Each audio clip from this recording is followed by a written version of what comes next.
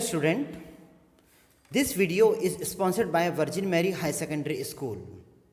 Today we will take lesson from class 8th, lesson 7, the last leaf.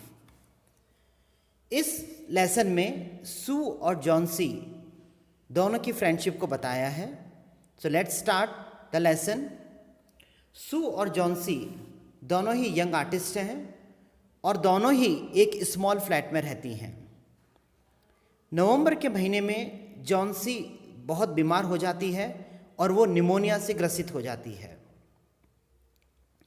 सू उसकी friend है और उसकी बहुत चिंता करती है और वो देखती है कि किसी भी प्रकार का उसमें कोई चेंज नहीं आ रहा है और उसकी कंडीशन दिन पे दिन और बेकार होती चली जा रही है. वो डॉक्टर को बुलाती है और डॉक्टर उसकी देखभाल करता है और उसको दवाई वगैरह देता है. लेकिन डॉक्टर जो है वो सू से पूछता है कि क्या जॉन्सी को किसी प्रकार की चिंता है. सू कहती है नहीं नहीं, ऐसी तो कोई बात है नहीं. तो डॉक्टर जो है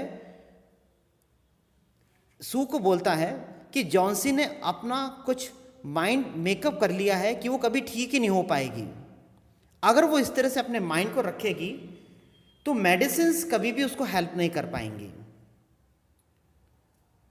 सू जो है अब जॉन्सी का मन बहलाने के लिए बहुत सारे प्रयत्न करती है. कपड़े, फैशंस और ज्वेलरी के बारे में उससे बातचीत करती है. लेकिन जॉन्सी जो है वो किसी प्रकार का कोई इंटरेस्ट नहीं लेती है और ना ही उसको रिप्लाई करती है. एक दिन सू जो है वो जॉन्सी को कुछ विस्पर करते हुए सुनती है. कुछ अंदर ही अंदर आवाज़ कुछ काउंटिंग करते हुए सुनती है. 12, 11, 10, 9, 8. सू को समझ में नहीं आता कि आखिर वो ऐसा क्यों कर रही है.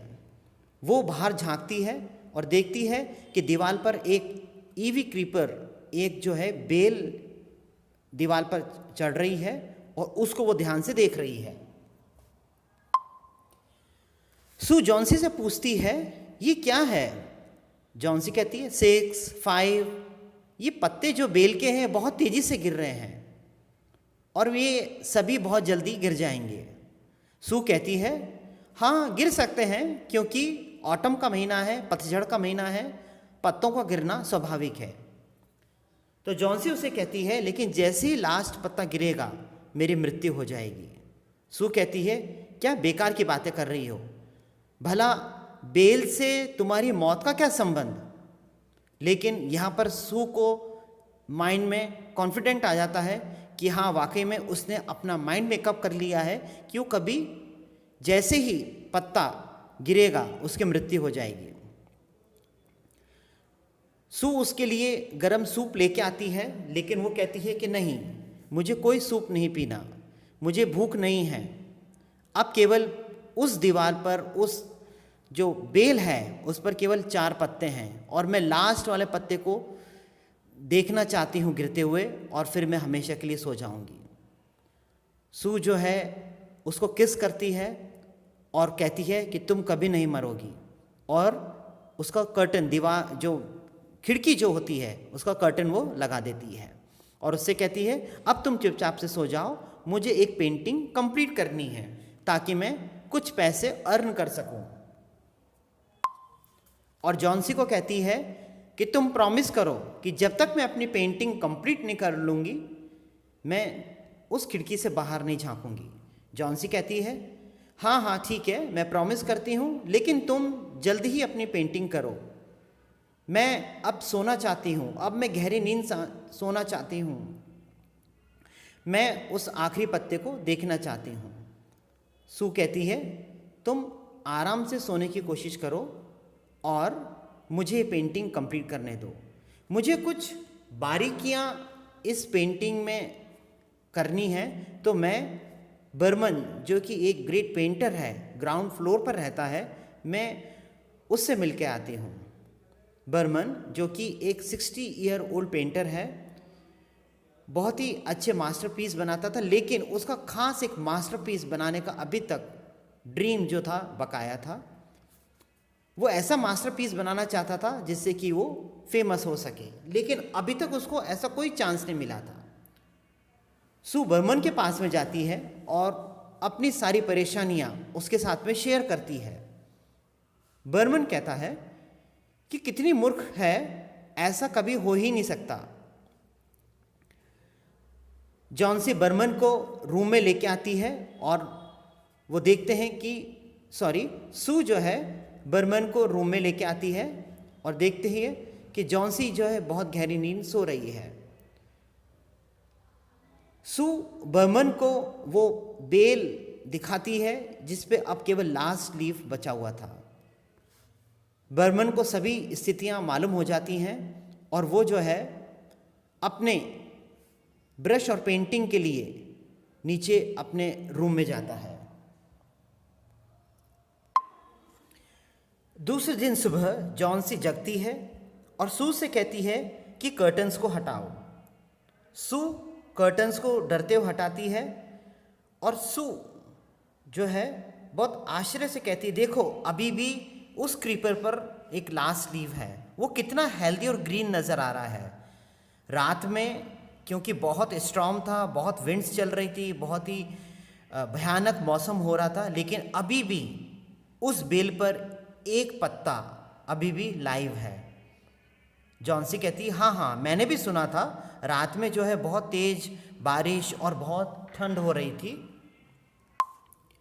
सू बड़ी ही एनर्जेटिकली जॉन्सी को कहती है कि तुम बिल्कुल भी नहीं मरोगी और तुम मेरी खास मित्र हो। जॉन्सी जो है हंसती है और आंखें बंद करती है और वो लास्ट लीफ को अभी भी देख रही है, जो कि अभी भी बेल पर जो है चमक रहा है और हिल रहा है। इवनिंग को वापस से स्टॉर्म होता है, बहुत हवाएं चलती हैं, लेकिन तब भी वो पत्ता नहीं गिरता है। जॉन्सी सू को कहती है, मैं बहुत बुरी लड़की हूँ, मैंने तुम्हारे साथ में बिल्कुल भी कोऑपरेशन नहीं किया और मैं अपने आप को मारना चाहती थी, जो कि एक तरह से पाप है। सू जो है जॉन्सी को अपने गले लगा लेती है और उसको सूप देती है और उसके बालों को कॉम्ब करती है। दोपहर को डॉक्टर जॉन्सी को देखने के लिए आता है और उसको एग्जामिन करता है और बड़े ही कॉन्फिडेंट के साथ में डॉक्टर कहता है कि अब ये बहुत जल्दी अपने आप को रिकवर कर लेगी और इस तरह से वो चला जाता है। डॉक्टर ये भी कहता है कि मैं बर्मन को देखता हूँ क्योंकि वो भी निमोनिया से ग्रसित है, परंतु उम्मीद कम है। दूसरे दिन सू जो है जॉन्सी के पास में आती है और उसको कहती है कि मैं तुम्हें कुछ कहना चाहती हूँ। मिस्टर बर्मन जो कि बहुत ही बड़े आर्टिस्ट थे, अब इस दुनिया में नहीं रहे। वो 2 दिन से बहुत बीमार थे और उनको आखिरी वक्त यहाँ के गार्ड ने उनको देखा था। उनके कपड़े और शूज़ बहुत गीले थे और रात में बहुत ही स्टॉर्मी नाइट थी। सू आगे बताती है कि उनके पलंग के पास एक लैडर और एक लैंटर्न भी था और साथ में कुछ ब्रशेस जो कि ग्रीन एंड येलो कलर में पेंटेड थे। उनके पास में एक लैडर, एक सीढ़ी भी थी। जॉन्सी डियर, तुम जो खिड़की से बाहर उस ईवी लीफ को देख रही हो, तुम्हें कुछ आश्चर्य नहीं हो रहा कि वो पत्ता अभी तक क्यों नहीं गिरा है? मैं बताती हूँ, क्योंकि वो बर्मन का एक मास्टरपीस था। उसने लास्ट नाइट एक आर्टिफिशियल लीफ पेंट किया था, जिसको देख के तुम में कॉन्फिडेंट आया और तुम वापस से अपने आप को जीवन जीने के लिए उतारू हो गई। मतलब तुमने वापस से अपने आप को जीने की इच्छा रखी। तो यही इस पूरी कहानी से हमें लेसन मिलता है कि कभी भी हमें जीवन के अंदर नेगेटिविटी कभी नहीं रखनी चाहिए। We should always think for positive.